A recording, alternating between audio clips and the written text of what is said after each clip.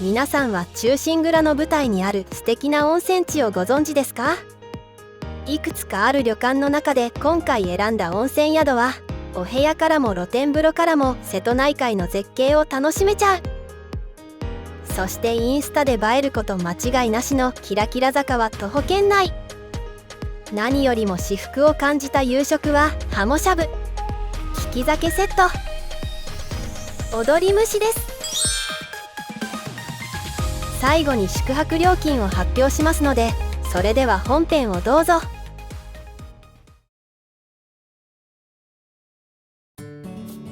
今回宿泊する旅館は兵庫県赤穂市にある赤穂温泉に佇む癒しのお宿、鈍海楼です。赤穂温泉は瀬戸内海沿いの高台に位置する温泉地で、滑らかな肌触りのよみがえりの湯として知られています。そんな素敵な場所にある鈍海楼さんは、新鮮な魚介と料理長が厳選した食材を使った料理が自慢だそう。お料理に自信があるお宿は私にとって聖地です。鈍海楼さんへのアクセスは電車または車になります。電車では JR 播州赤穂駅より無料の送迎バスで約15分、車では山陽自動車道赤穂インターから同じく15分ぐらいです。やや道幅が狭いところもありますが、対向車は十分避けられます。旅館の手前の坂道は少し傾斜があるので注意してください。鈍海楼さんに到着しました。駐車場は無料で25台止められるので安心ですね。鈍海楼さんは全25室で6つのタイプのお部屋がある温泉旅館。クリーム系の優しい色合いで素敵な外観ですね。海の幸を中心にお料理が美味しいという口コミが多かったので、そのごちそうでお酒を飲むのを楽しみにしていました。ワクワクしつつ早速館内へ入ってみましょう。こちらが鈍海楼さんのフロントの様子です。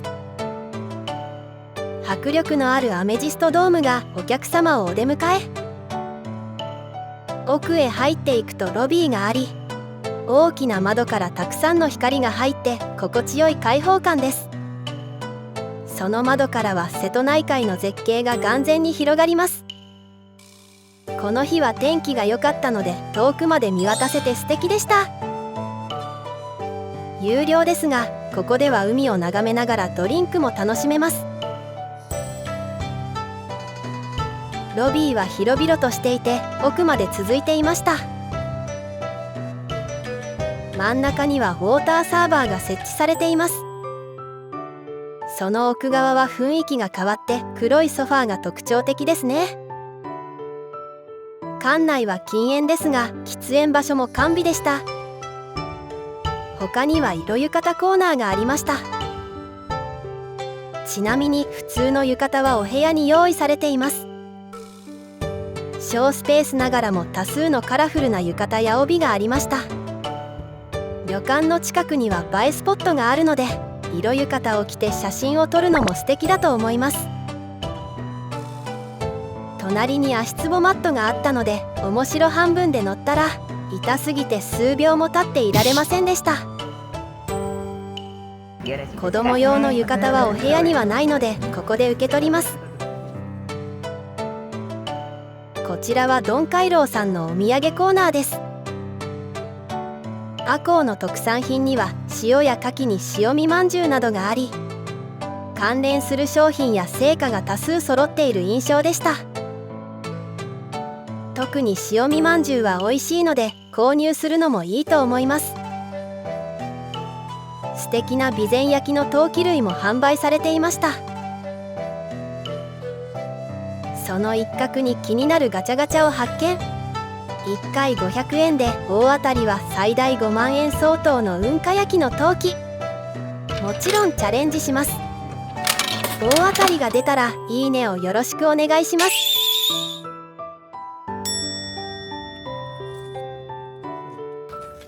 いやいや、これを狙っていたんですよ。チェックインが済みましたので、いよいよお部屋へ向かいます。この建物、この階が1階になっておりまして、お部屋の方は4階の一番手前のお部屋となっております。こちらですね。で、お食事の会場、エレベーター2階降りられてすぐのお食事処の方が、食事会場になっております。入り口からお部屋までの動線はこんな感じです。少し階段がありますが、エレベーターもあるので安心してください。本日宿泊するお部屋は401号室。それでは入ってみましょう。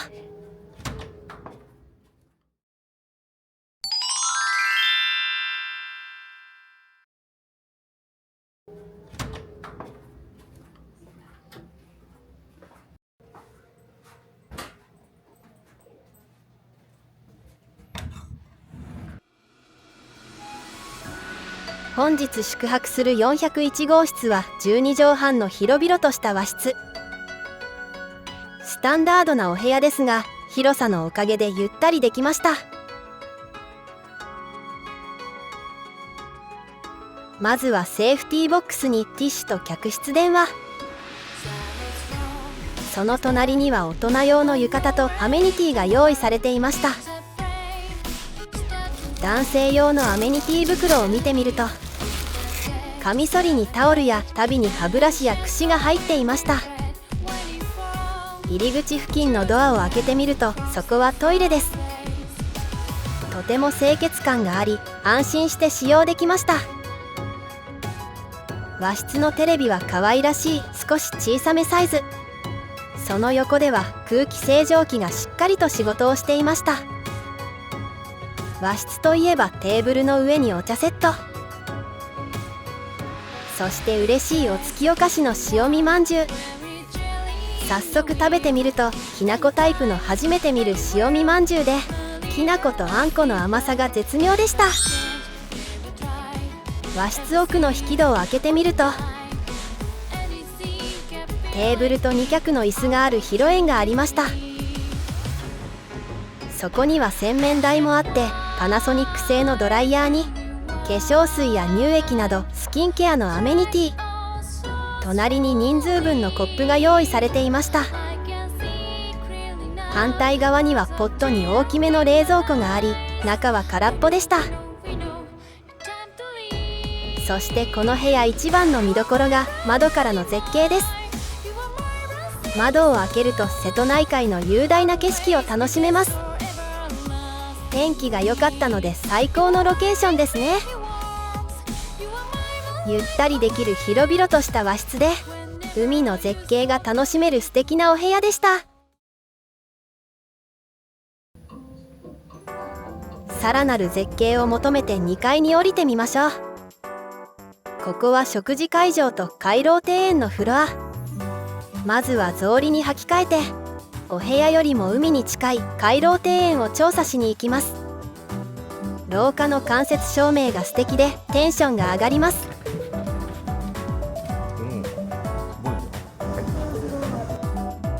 ドアを開けるととても素敵な庭園がありました。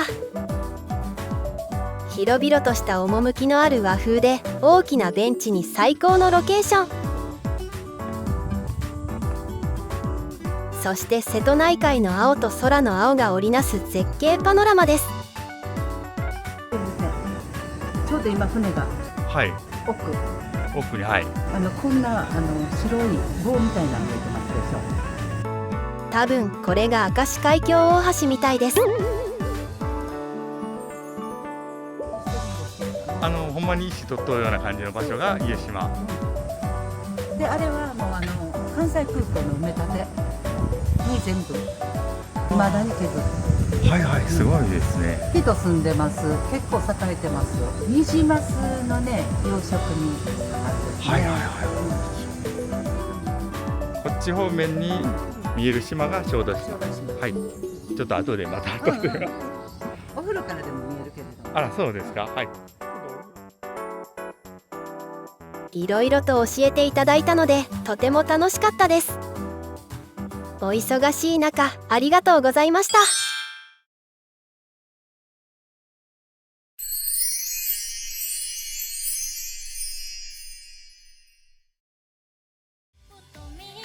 せっかく徒歩圏内なので映えスポットを目指してみましょう。旅館から500メートルほどと散歩にちょうどいい距離です。映えスポット手前には岩津姫神社があり、縁結びにご利益があるとして有名だそうです。その隣には赤穂で有名なスポットの一つ、キラキラ坂です。まるで日本のナポリと呼ばれている三崎キラキラ坂は、瀬戸内海の絶景とカフェが並ぶ赤穂の人気散歩スポット。海外の雰囲気を味わいたい人はぜひ。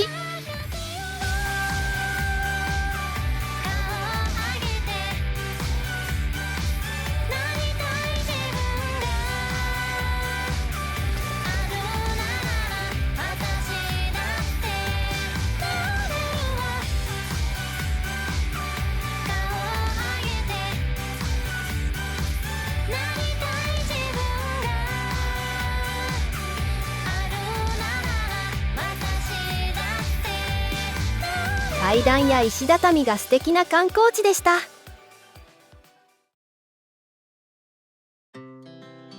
続いては大浴場のご紹介です。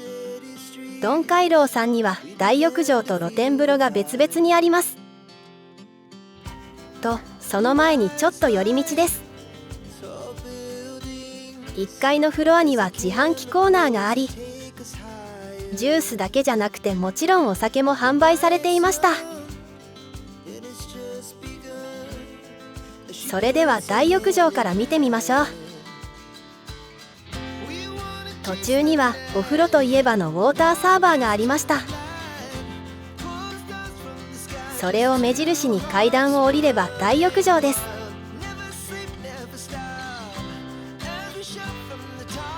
手前が女湯で奥が男湯の入り口でした。ミネラル成分を多く含み美肌効果がある赤穂温泉。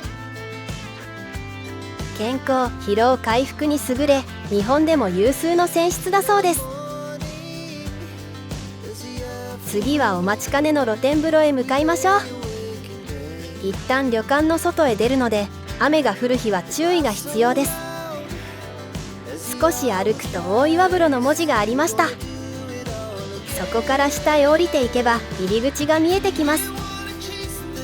1日目は男湯が室内大岩風呂で、女湯が露天風呂。翌日は男女で入れ替えなのでどちらも楽しめました。大きな窓から絵画のように眺望を楽しむがテーマの大岩風呂。時間とともに変わる海の表情を思う存分に満喫できて最高でした。もちろん翌朝の入れ替えも満喫します。眼下に広がる瀬戸内海をいつまでも眺めていられる露天風呂。館内一の絶景おすすめスポットというのも納得の景色です。さらに保湿効果もある塩化物強塩温泉の泉質で、お肌でも目でも楽しめるまさに極上の癒しでした。またフロントへ事前予約すれば3300円で45分間貸し切り風呂に入ることができます。ただし温泉ではありませんので注意してください。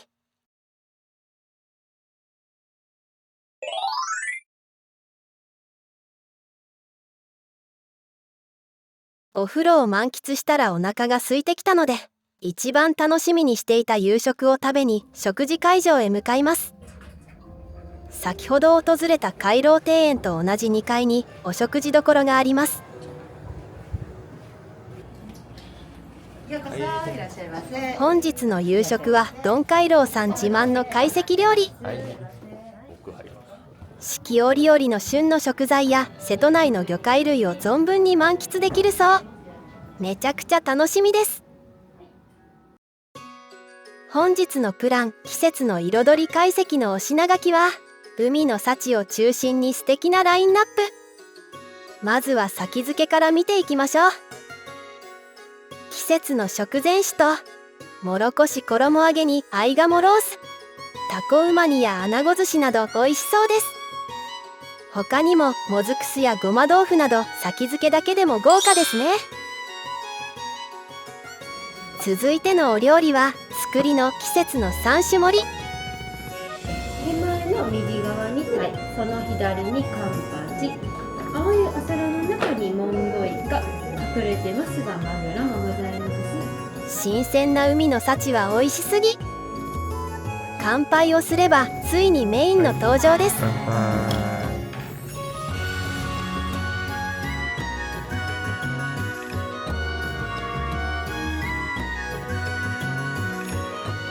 踊りに踊っているアワビを贅沢に使用した蒸し物はアワビの踊り蒸しというだけあって絵力がすごいです。それが出来上がるタイミングに合わせて素敵な日本酒の利き酒セットを注文。メニューにあると頼んでしまうのが私の性分です。どれも美味しかったのですが一番左の辛口が特に好みでした。ポン酢をつけて食べるアワビとの相性も抜群で私の中でうますぎるが渋滞しています。せっかくなので簡単にですが子供懐石もご紹介します。羽釜にはふっくら炊きたてのご飯。こちらの椀物はタイのかぶと煮。これがすごく美味しくて絶賛していました。そして極めつけは和牛陶板焼きです。大人に負けず劣らずのとても豪華なお子様特別会席でした。大人の会席に戻り焼き物は那須田楽にもろこし寄せ揚げとスズキの梅焼きでどれもめちゃくちゃ美味しかったです。またアワビに匹敵するほど絶品だったのがこちらの素敵なハモ鍋。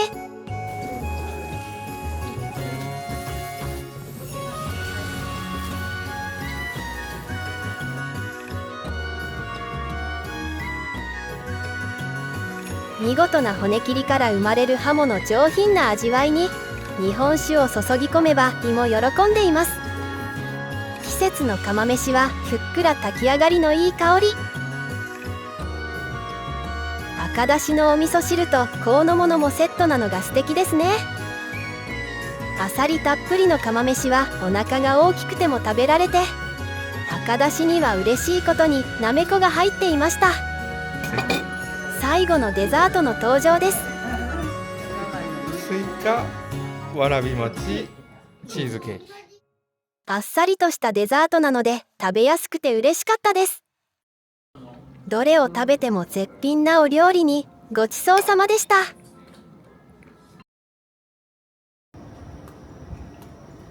夕食を食べ終わったら辺りは暗くなっていました。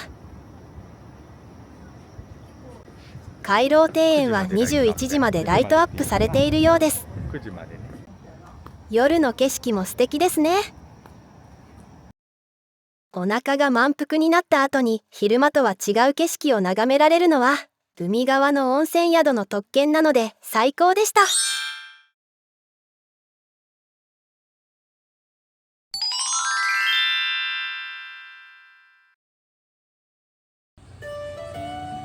目が覚めて窓の外を見ると波の音と朝日に癒されました。旅館に宿泊すると早起きになるのは私だけでしょうか。お腹が空いてきたので早速朝食を食べに行きましょう。食事会場は夕食と同じ階の同じ席でした。ドンカイロウさんの朝食はバランスの取れた素敵な和食です。早く食べたい心を抑えつつ早速ご飯をよそいます。やっぱり和食はお味噌汁が欲しいですよね。まずは味のりにアジの開き、ご飯のお供に嬉しい海苔の佃煮、ちょっと珍しい豆乳鍋とひじきにだし巻き卵、そしてサラダもありました。海苔の佃煮はご飯と一緒に食べると本当に美味しいですよね。だし巻き卵もレシピを知りたくなるほどの一品です。旅館の朝食といえばやっぱり焼き魚は欠かせませんね。香ばしい匂いが食欲をそそり、ご飯のおかわりがノンストップです。個人的にドストライクだった豆乳鍋は朝の胃に優しく入って幸せを感じさせてくれました。ゆっくりと時間をかけて食べるご飯が大好きです。美味しすぎて食べ過ぎた朝食にごちそうさまでした。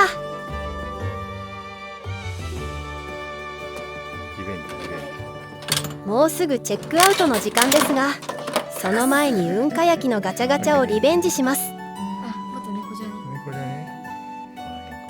どうやら猫ちゃんは双子だったようです。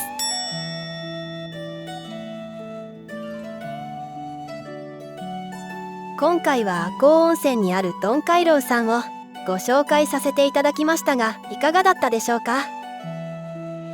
本当に口コミ通り、とにかくご飯が美味しかったです。踊るアワビに私の心も踊り、終始笑顔になる朝夕のお食事に、瀬戸内海の絶景が望める温泉で日頃の疲れが吹き飛びました。スタッフさんたちのおもてなしも最高だった今回の宿泊費は、金曜日の4名で1人当たり約1万3800円でした。このお値段でこの満足感はめちゃくちゃお得だと思います。もし気になりましたらぜひ宿泊してみてください。この動画が皆様の旅館選びの参考になれば幸いです。